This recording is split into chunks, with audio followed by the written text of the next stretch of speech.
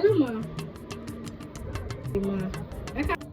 Ṣé Mrs. Adebimpe ni mo ń bá sọ̀rọ̀ báyìí? Prophetess Adebimpe Adeyemi ṣáwọn ni mo ń bá sọ̀rọ̀ báyìí? Okay, Prophetess Adebimpe Adeyemi ṣáwọn ni mo ń bá sọ̀rọ̀ báyìí ma? Okay ma. Adéjúwé àlùkò mi akẹ́. Tó bá wọn lùgbọ́ kó jíire lò pọ́lẹ́ o. Tó bá wá ìrẹsà kó jíire lò pọ́ ọ̀sà o. Àwẹ̀rọ̀ bó bá ti jíire lò ní àbùsẹ̀bùsẹ̀. Ìrẹ̀lò ní òye ẹ̀yìn àfìrè. Ọlọ́dún ní màdùn ẹ̀ lọ́dún òkú ẹ̀rù ọdún. Àwọn èkúkú mọ̀ sí ẹ̀ lálẹ́ rẹ̀ onímọ̀ sí ẹ̀ nínú afárá agi. Àfẹ̀rẹ̀ gbòjó mọ̀ sí ẹ̀ ní sáà.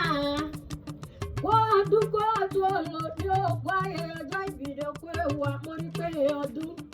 Ó sì dára kó ní ìbànújẹ́ ọ̀nà gbogbo tó ń pa ọlẹ́rìí ọlọ́rọ̀ ọba oníjó pa ọlẹ́kùn. Owó mọ̀ bẹ́ẹ̀ ọ̀bẹ ní bẹ́ẹ̀ sí. Owó mọ̀ bẹ́ẹ̀ ìrẹsẹ̀ wá sí ibẹ̀ náà. Ìgbà lé rẹ̀ lẹ́ni àwọn lé rẹ̀ lẹ́ni bèbè lélobìnrin ọbẹ̀ lọ́jà. Àwẹ̀rọ̀ bí n bá délé àwọn bàbá tó bí ọlọ́mọ gbogbo ẹ̀ ló kúkú yé mi. Èmi mo rí kí n lé àwọn bàbá ti rẹ̀ ní ÌKìRUN AGUNBÉ ọmọ onílé òbí o. Ọmọ onílé ẹ̀kọ́ lánìyàn ọmọ onígbọ́ àtàrẹ.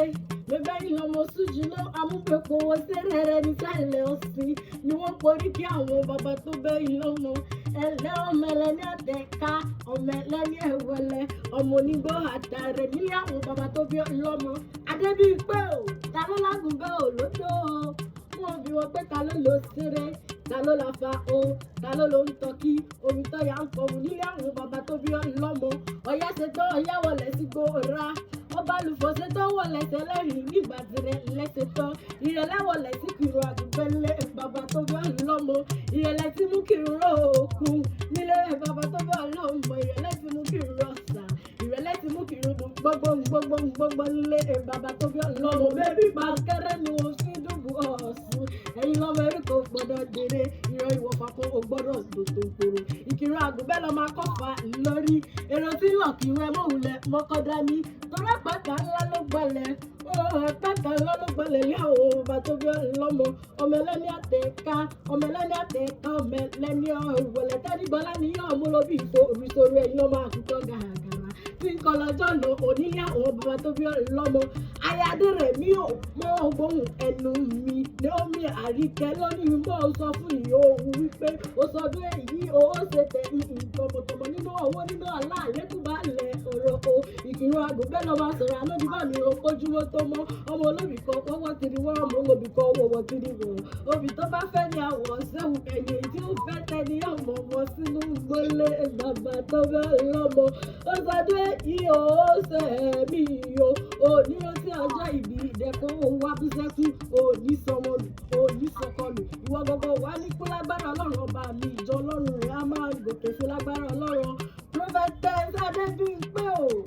Happy birthday to you. More life and prosperity. Ìgbọ̀dún ọjọ́ kan tó rà sọdúnmọ́dún ní ìsàwọ̀ àsọdúnmọ́dún.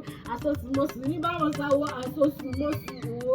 Ọdọọdún là á rọ́rọ́gbó, ọdọọdún là á ràwùsá, ọdọọdún là á mọ́rọ́mọ́bì lórí àtẹ. Ìgbọ̀dún ọjọ́ kan pẹ̀lú àlàáfíà.